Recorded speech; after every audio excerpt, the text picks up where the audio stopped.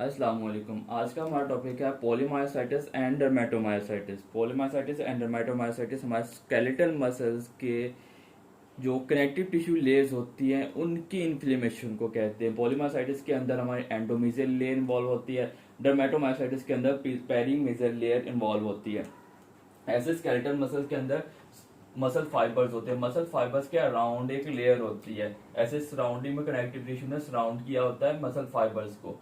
उस लेयर को कहते हैं endomysial layer. Endomysial layer surrounds the muscle fibre. अगर इसकी इन्फ्लेमेशन होगी तो पॉलीमायोसाइटिस होगी। और जैसे ये एक बंडल है, ऐसे बहुत सारे बंडल्स को इकट्ठा करके उनके ऊपर एक लेयर बना दी जाए, कनेक्टिव टिश्यू की लेयर बना दी जाए, तो उस लेयर को कहेंगे पेरीमीजियल लेयर। तो इस बंडल को जो है ये बना है यहाँ पे कनेक्टिव फाइबर्स के ऊपर जो कलेक्शन बनी है इसको कहेंगे फेसिकल। तो कलेक्शन ऑफ फेसिकल्स हो और उसके सराउंडिंग में आपके कनेक्टिव टिश्यू की लेयर हो तो उसको कहेंगे पेरीमीजियल लेयर। ये स्केलेटल मसल्स के अंदर के स्ट्रक्चर्स हैं। और एंडोमीजियल के इन्फेक्शन को, इन्फ्लेमेशन को पॉलीमायोसाइटिस एंड डर्मेटोमायोसाइटिस जो है वो पेरीमीजियल लेयर के इन्फ्लेमेशन को कहेंगे। तो पहले डर्मेटोमायोसाइटिस को पढ़ लेते हैं।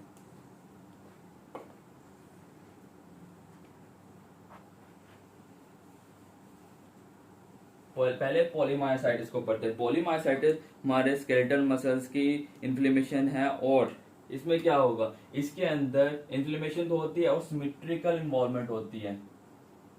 सिमेट्रिकल इन्वॉल्वमेंट होती है और इसके अंदर मसल वीकनेस होती है। मतलब जो भी मसल इन्वॉल्व होंगे वो वीक होंगे। और इसके अंदर पूरी बॉडी के मसल इन्वॉल्व होते हैं। होल बॉडी स्केलेटल मसल जो है वो इन्वॉल्व होते हैं। होल बॉडी मसल जो है स्केलेटल मसल इन्वॉल्व होते हैं एक्सेप्ट फॉर आई। आंख के स्केलेटल मसल इन्वॉल्व नहीं होंगे इसके अंदर। अगर आंख के, आई के स्केलेटल मसल्स इन्वॉल्व हुए हैं, आई के सिम्टम्स आ रहे हैं, तो वो पॉलीमायोसाइटिस नहीं है। स्केलेटल मसल जो पॉलीमायोसाइटिस है उसके अंदर सिमेट्रिकल इन्वॉल्वमेंट होगी, इन्फ्लेमेशन होगी, मसल्स वीकनेस होंगे, टेंडर होंगे, टेंडरनेस होगी। और इसके अंदर प्रॉक्सिमल मसल्स इन्वॉल्व होते हैं। प्रॉक्सिमल मसल्स आपकी बॉडी के जो शोल्डर जॉइंट्स, शोल्डर के मसल्स हैं, प्रॉक्सिमल मसल्स इन्वॉल्वमेंट होगी। आपकी शोल्डर के मसल्स इन्वॉल्व होंगे, आपके हिप के मसल्स इन्वॉल्व होंगे, बॉडी पूरी इन्वॉल्व होगी, लेकिन मेनली सिम्टम्स इन्हीं के आएंगे। इसके अंदर प्रॉक्सिमल मसल इन्वॉल्वमेंट होती है।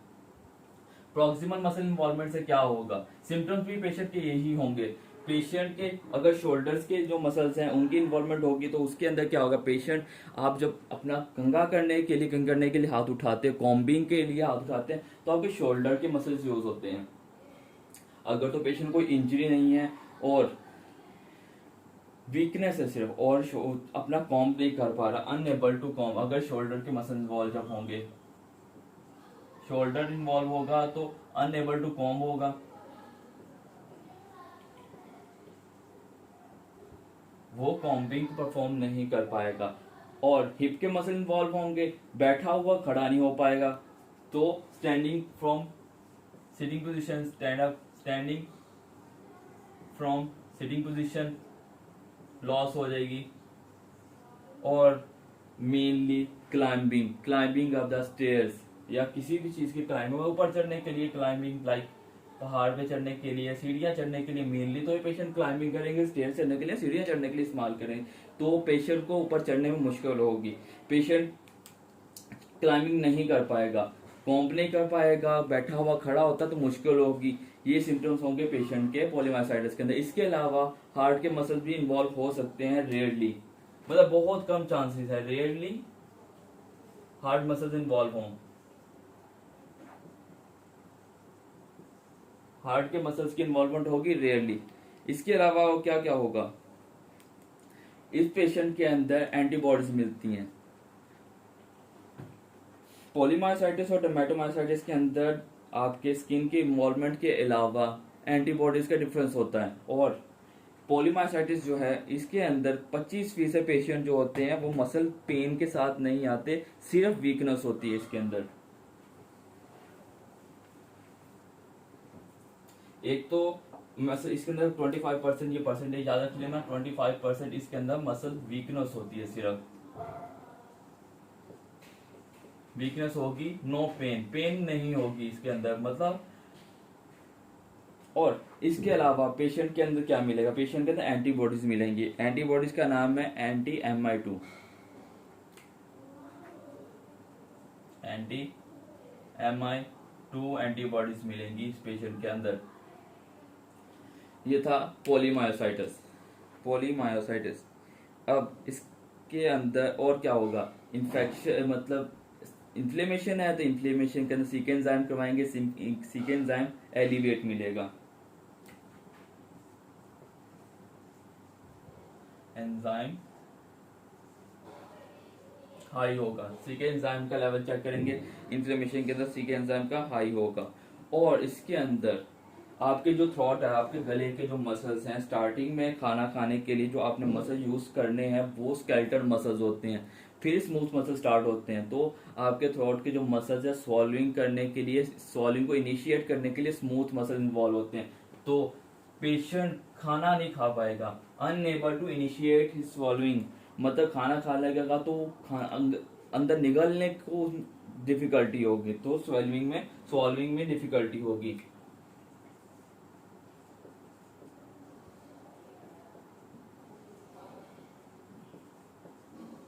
स्वॉलोइंग, खाना निगलने में डिफिकल्टी होगी, इनिशिएट करने, स्वॉलोइंग को इनिशिएट करने में। एक दफा खाना आपके इनिशिएट जो जीआईटी ट्रैक में चले गया, उसके बाद स्वॉल्विंग नॉर्मल होगी, लेकिन इनिशिएशन आपके मुंह से आपके जो है जीआईटी के अंदर लेके जाने में जो स्टार्टिंग में स्केलेटल मसल्स है उनकी वीकनेस है, उस वजह से इनिशिएशन जो है वो डिस्टर्ब होगी, आपकी स्वॉल्विंग डिस्टर्ब नहीं होगी, स्वॉल्विंग को इनिशिएट करना डिस्टर्बेंस होगी। ये था आपका पोलीमायोसाइटिस। अब डर्मेटोमायोसाइटिस। पोलीमायोसाइटिस के अंदर भी आपकी प्रॉक्सिमल मसल इन्वॉल्वमेंट थी, डर्मेटोमायोसाइटिस के अंदर भी यही होगा।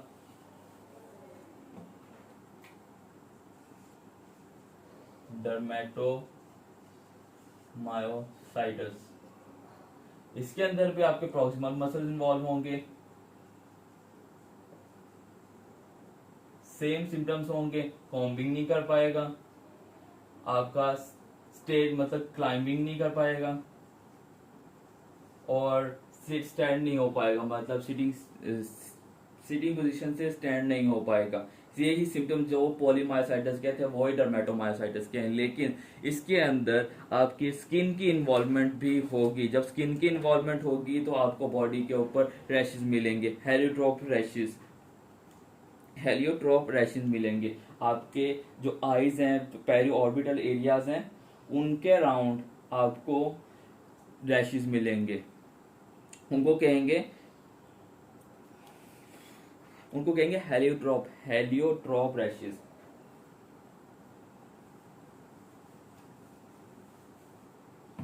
स्किन की इन्वॉल्वमेंट होगी तो पहला हेलियोट्रोप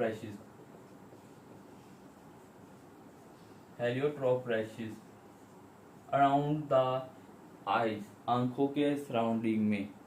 दूसरी फाइंडिंग क्या होगी, इन पेशेंट के जब हाथ देखे जाएंगे, हाथ देखेंगे तो इनके हाथ ऐसे होंगे, पूरे के पूरे हाथ ऐसे होंगे जिस तरह इन्होंने बहुत मेहनत मजदूरी की है। किसी मैकेनिक मजदूरी करने वाले का हाथ है, मैकेनिक के हाथ हैं, मैकेनिक हैंड्स मिलेंगे इसके अंदर। मैकेनिक हैंड में दूसरा उसको कहते हैं गॉट्रन्स पेप्यूल, मतलब मैकेनिक वाले हाथ, मैकेनिक हैंड कह लें, मैकेनिक हैंड्स या फिर गॉट्रन पेप्यूल्स। गॉट्रन पेप्यूल्स या मैकेनिक हैंड मिलेंगे। इसके अलावा वो क्लासिकल का फीचर है, इनके अंदर आपको गर्दन के ऊपर, आप शॉल ओढ़ते हैं ना तो गर्दन के ऊपर ओढ़ते हैं, तो जो एरिया शॉल लेने वाला होता है वो वाले एरिया की इन्फ्लेमेशन होती है, वहां पे स्वेलिंग, वहां पे रैशेस बनते हैं, उसको कहेंगे आपके शॉल से शॉल रैशेस। शॉल रैशेस, जो एरिया शॉल लेने वाला होगा वो ही रेड होगा, वहां पे ही इन्फ्लेमेशन होगी पेशेंट को, वहां पे ही सिम्टम्स आएंगे। ये थे स्किन के सिम्टम्स, बाकी सारे सिम्टम वही हैं पॉलीमायोसाइटिस वाले। इसके अलावा इसके अंदर कैंसर के रिस्क भी होते हैं जिन पेशेंट के, और इसके अंदर एंटीबॉडीज मिलती हैं, एंटी-जो-1 एंटीबॉडी, एंटी-जो-1 एंटीबॉडीज, एंटी-जो-1 एंटीबॉडीज मिलती हैं। और इसके पेशेंट, डर्मेटोमायोसाइटिस के पेशेंट जो है 25% लोगों के अंदर कोई ना, पेशेंट के अंदर कैंसर के चांसेस होते हैं, अंडरलाइन कोई कैंसर होता है पेशेंट को।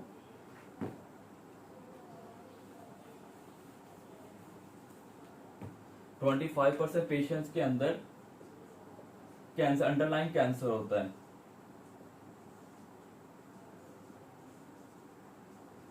इन पेशेंट्स को कैंसर को रूल आउट लाजमी करना है। इन पेशेंट के अंदर कैंसर कौन कौन सी जगह का होगा? सबसे पहले तो मोस्ट कॉमनली जो इन्वॉल्वमेंट होती है लंग के कैंसर की होती है, फिर ओवरीज इन्वॉल्व होती है, फिर जीआईटी।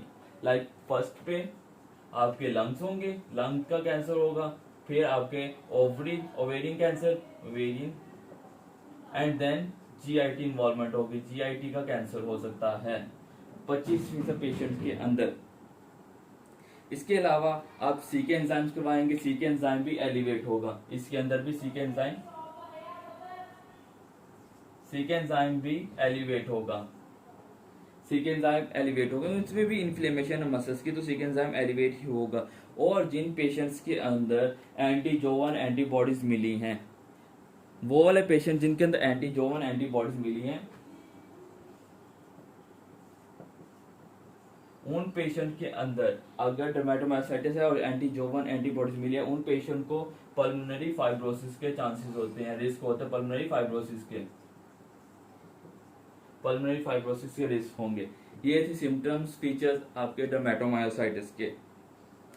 अब इसकी इन्वेस्टिगेशन, दोनों की इन्वेस्टिगेशन करती है, पॉलीमायोसाइटिस एंड डर्मेटोमायोसाइटिस के। फर्स्ट ऑफ ऑल तो आपने एंटीबॉडीज चेक करनी है, आपको MI2 मिलती है पॉलीमायोसाइटिस के अंदर, डर्मेटोमायोसाइटिस के अंदर जो-1 मिलती है। और इन्वेस्टिगेशन, बेस्ट इनिशियल टेस्ट क्या होगा?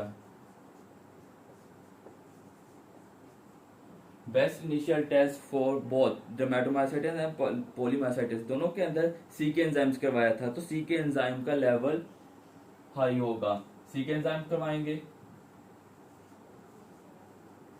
वो एलिवेट होगा। इसके अलावा बेस्ट इनिशियल में ही एल्डोलेज एंजाइम होता है, एल्डोलेज एंजाइम वो हाई होगा दोनों के अंदर, और एंटीबॉडीज तो चेक करनी ही है। ये था best initial test. Most accurate test क्या होगा? बायोप्सी करेंगे आप,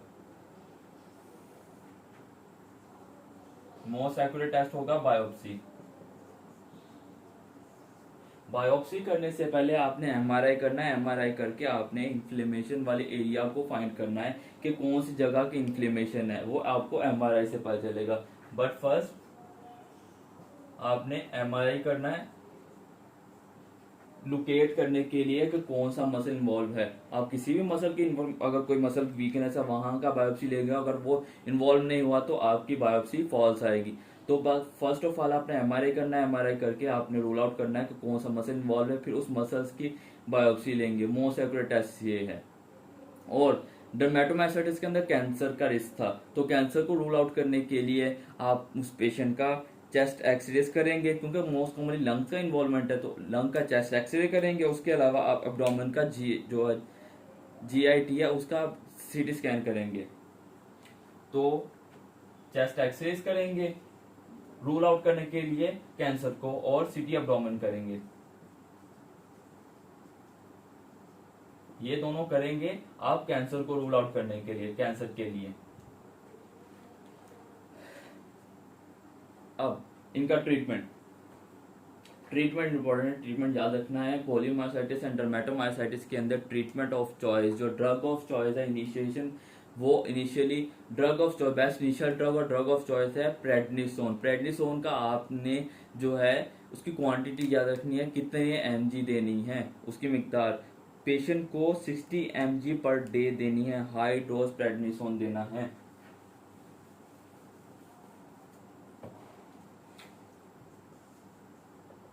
आपने ट्रीटमेंट में प्रेडनिसोन की डोज याद रखनी है, प्रेडनिसोन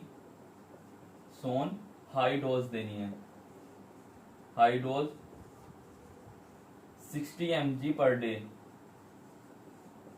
60 mg पर डे देनी है। ये डोज नहीं भूलनी। डिजीज होती है एक पॉलीमाइल्जिया रूमेटिका, उसके अंदर भी prednisone he drug of choice है, लेकिन लो डोज पे। तो जब वो पढ़ेंगे उसके बाद तब डिस्कस करेंगे।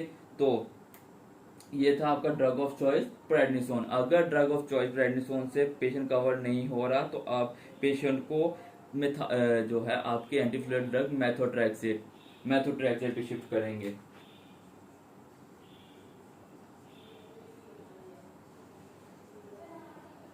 और अगर पेशेंट को बार बार अटैक हो रहे हैं, रिकरेंट अटैक्स हो रहे हैं, रिकरेंट अटैक के लिए ड्रग ऑफ चॉइस जो है वो आपकी IVIG है।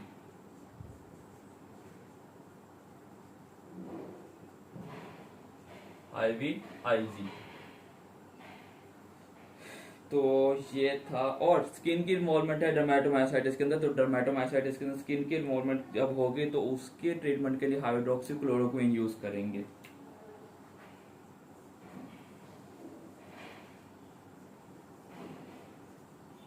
क्लोरोक्विन देंगे। ये था आपका ट्रीटमेंट। अगर प्रेडनिसोन से कवर नहीं हो रहा तो ड्रग ऑफ चॉइस और मैथोट्रैक्सेट, रिकरेंट के लिए IVIG है, स्किन इन्वॉल्वमेंट है तो हाइड्रोक्सीक्लोरोक्विन देंगे। ये था आपका polymyositis and dermatomyositis. Treatment and investigation दोनों की सेम है, सिर्फ स्किन का और एंटीबॉडीज का डिफरेंस है पेशेंट के अंदर।